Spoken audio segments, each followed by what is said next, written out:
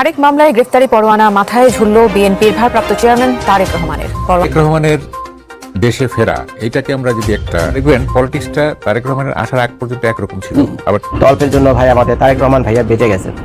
আসলেই মনে হয় অল্পের জন্য বেঁচে গেছেন। সম্মানিত দর্শক, নতুন একটি নিউজে আপনাকে স্বাগতম। আজকে দিনে বাংলাদেশের সর্বশেষ রাজনৈতিক যে পরিস্থিতির তৈরি হয়েছে তারই আলোকে খুবই গুরুত্বপূর্ণ কিছু ভিডিও নিয়ে আপনাদের সামনে হাজির হয়েছি। তাই আজকের ভিডিওটি খুবই গুরুত্বপূর্ণ হতে যাচ্ছে।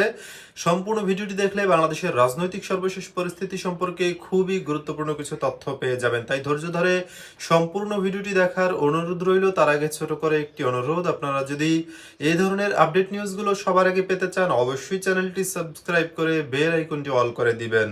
ইতিপূর্বে যারা সাবস্ক্রাইব করেছেন তাদেরকে অসংখ্য ধন্যবাদ। চলুন দর্শক, একটি লাইক দিয়ে একে একে সেই ভিডিওগুলো দেখে আসি।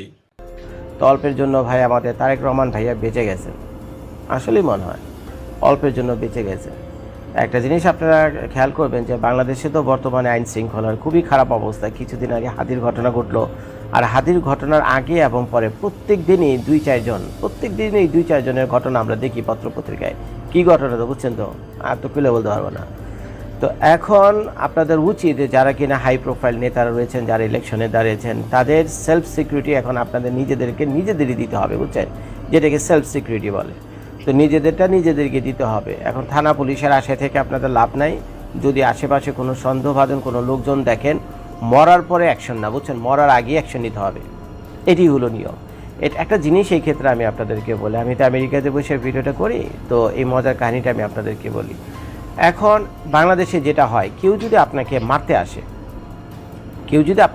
আসে, মনে করেন আপনি দেখতে পেলেন যার কিছুক্ষণ যদি ওয়েট করেন আপনাকে মেরেই ফেলাইব।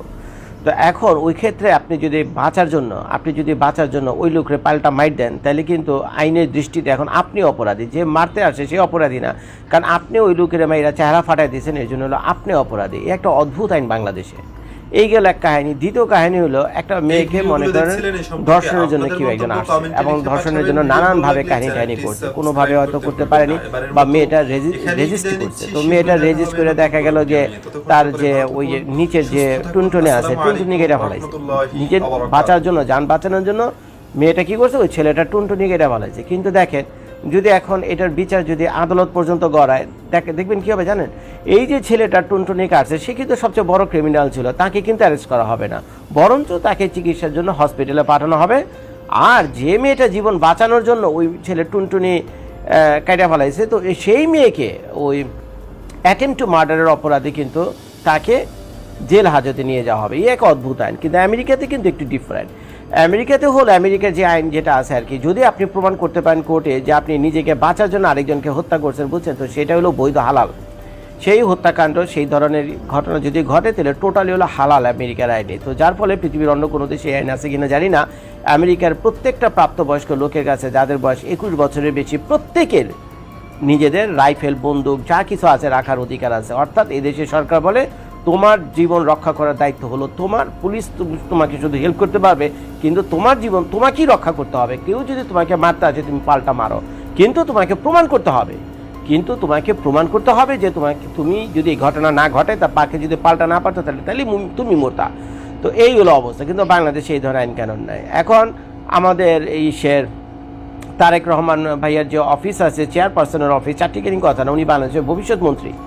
আমার তো মনে হয় ডক্টর মোহাম্মদ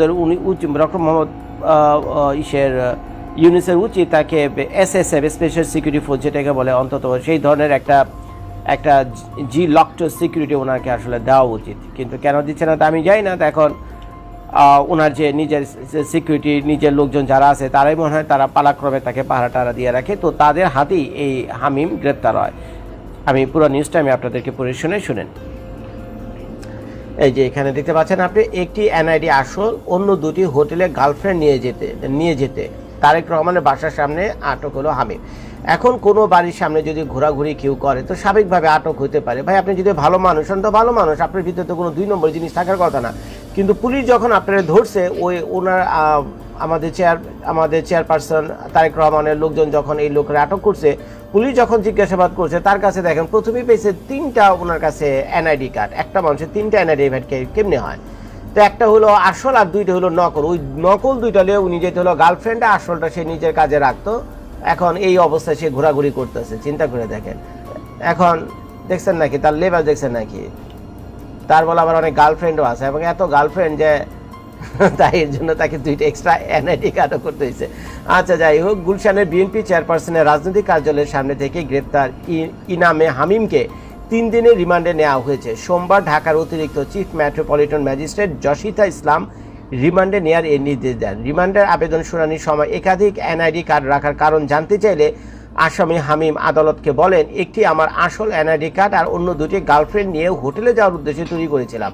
এছাড়া তারেক রহমানকে দেখার জন্য আমি কার্যালয়ের সামনে গিয়েছিলাম। এর আগে ইনামে হামিমকে আদালতে হাজির করে গুলশান থানা পুলিশ মামলা তদন্ত কর্মকর্তা গুলশান থানার এসআই শেখ সাইফুল ইসলাম আসামিকে 7 দিনের রিমান্ড নেওয়ার আবেদন করেন। শুনানি শেষে 3 দিনের রিমান্ড মঞ্জুর করেন আদালত। গত রোববার দিবাগত রাত 3টা 40 মিনিটে তুমি তারেক রহমানের সাথে দেখা করতে গেছিলাম, টাইম টেবিলের পাওনা ওই যে দেখেন এখানে লেখা আছে 3টা 40 মিনিট। এটা একটা কথা রে ভাই।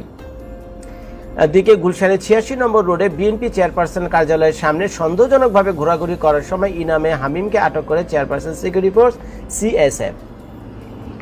এখন পুলিশ যখন পিটানি শুরু করছে, সে পুলিশের পিটানি খেয়ে বলতেছে, আমি গেছি তারেক রহমানের সাথে দেখা করতে। 3টা 40 মিনিটে সময় আর তুমি পাও নি।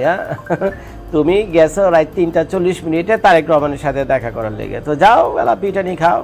আর তুমি যদি সত্যি ভালো মানুষ হইতা, তোমার কাছে ওই 3টা এনআইডি কার্ড থাকবে কেন? একটা আসল, 2টা নকল, তারপরে অনেকগুলো চেক বই পাওয়া গেছে, বুঝছেন? অনেক বই নামে বেনামে অনেকগুলো চেক বই পাওয়া গেছে। এখন তো বলা যায় না কার মনে কি আছে। তো যে কারণে আরেক মামলায় গ্রেফতারি পরোয়ানা মাথায় ঝুলল বিএনপির ভারপ্রাপ্ত চেয়ারম্যান তারেক রহমানের। পরোয়ানা জারি হয়েছে তার স্ত্রী জুবাইদা রহমানের বিরুদ্ধেও। দুর্নীতির মামলায় এটি জুবাইদার বিরুদ্ধে প্রথম গ্রেফতারি পরোয়ানা। 2008 সাল থেকে লন্ডনে থাকা এই দম্পতির বিরুদ্ধে সম্পদের তথ্য গোপনের অভিযোগ আমলে নিয়ে এমন আদেশ দেন আদালত।